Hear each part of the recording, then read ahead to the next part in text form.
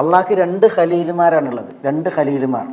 എന്താ ഈ ഖലീൽ എന്ന് പറഞ്ഞെങ്കിൽ ഖുല്ലത്ത് എന്ന് പറഞ്ഞിട്ടുണ്ടെങ്കിൽ കൽബിൽ നിറഞ്ഞ സ്നേഹമാണ്. കൽബിൽ എല്ലായിടത്തും നിറഞ്ഞ സ്നേഹമാണ് ഖുല്ലത്ത്.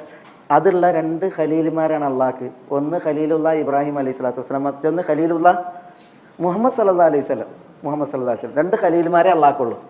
അതൊന്ന് മുഹമ്മദ് സല്ലല്ലാഹു അലൈഹി വസല്ലം, മറ്റൊന്ന് ഇബ്രാഹിം അലൈഹി സ്വലാത്തു വസ്സലാം. അള്ളാഹിൻ്റെ ഖലീലായ ഇബ്രാഹിം അലൈഹി സ്വലാത്തു വസ്സലാം സ്വന്തം വാപ്പാക്ക് വേണ്ടിയിട്ട് ചോദിക്കുന്നുണ്ട്. വാപ്പാനെ കാണുന്നത് മുഖത്ത് ഖത്തറത്താണ്, ഖബറത്താണ്, കറുത്ത മുഖമാണ്, പൊടി പുരണ്ട മുഖമാണ്. അപ്പോൾ അങ്ങനെ വാപ്പാനെ കാണുമ്പോൾ ഒന്ന് ആലോചിച്ച് നോക്കി. അപ്പോൾ അള്ളാഹിനോട് പറയാണ്, എന്നെ പരലോക കോടതിയിൽ അപമാനിക്കില്ല എന്ന് അള്ളാഹു പറഞ്ഞതല്ലേ. എൻ്റെ ഈ ഇങ്ങനെയുള്ള വാപ്പാൻ്റെ വിഷയത്തിലുണ്ടാകുന്ന അപമാനത്തേക്കാൾ വലിയ അപമാനം എന്താണെന്ന് ചോദിക്കുകയാണ്. വാപ്പാൻ്റെ വിഷയത്തിൽ ശഫായത്ത് പറയണം. അപ്പോൾ അള്ളാഹു സുബ്ഹാനഹു വ തആല ഇബ്രാഹിം അലൈഹി സ്വലാത്തു വസ്സലാമയെ തിരിച്ചാണ്, ഒരു കാഫിറിന് വേണ്ടിയാണ് താങ്കൾ സംസാരിക്കുന്നതെന്ന് പറയാണ്. എന്നിട്ട് കാലിൻ്റെ ചോട്ടിലേക്ക് നോക്കാൻ പറയാണ്. അപ്പോൾ കാലിൻ്റെ ചോട്ടിലേക്ക് നോക്കുമ്പോൾ ഫഇദാ ഹുവ ബിദീഹിൻ മുൽതതിഖ് എന്നാണ്. അഴുക്കിൽ പുരണ്ട ഒരു ദീഹിനെ പോലെയാണ് വാപ്പാണ്. ദീഹ് എന്ന് പറഞ്ഞെങ്കിൽ കഴുതപ്പുലി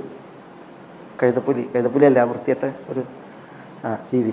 കഴുതപ്പുലിയെ പോലെ കിടക്കുകയാണ് ഇബ്രാഹിം അലൈഹി സ്വലാത്തു വസ്സലാം. അതുവരെ കണ്ട വാപ്പ അങ്ങനെയാണ് കിടക്കുന്നത്.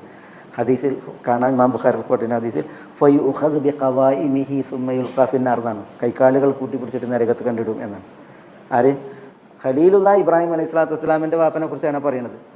അപ്പോൾ നബിമാർക്ക് പോലും ഷഫായത്ത് പറയണമെന്നുണ്ടെങ്കിൽ അള്ളാഹിൻ്റെ അനുവാദം വേണം. ആർക്ക് ശുപാർശ പറയുന്നു അവർക്ക് അള്ളാഹുവിൻ്റെ സമ്മതവും തൃപ്തിയും വേണം എന്നുള്ളതാണ് ആ മനസ്സിൽ പറയുന്നത്.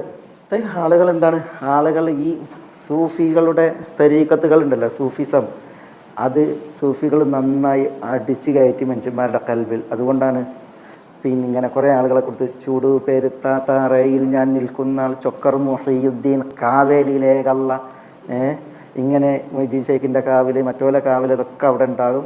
പിന്നെ ഓരോ രക്ഷപ്പെടുത്തുന്ന വിദ്യകളും കുറുക്കു വഴികളും ഇതൊക്കെ ഈ തരീഖത്തിൻ്റെ പേരിൽ പ്രചരിപ്പിച്ചിട്ട് ആളുകളെ എന്ത് ചെയ്യണത്, നിരാശപ്പെടുത്തുന്നത്, അള്ളാഹുവിൽ ആദർശത്തിൽ നിന്ന് ആളുകളെ തെറ്റിക്കണത്. അള്ളാഹു മുസ്തആൻ. തയ്യോ നമ്മൾ യൗമഇദിൻ ലാ തൻഫഉ ശഫാഅതു ഇല്ലാ മൻ അദിന ലഹു റഹ്മാൻ വറദിയ ലഹു ഖൗല.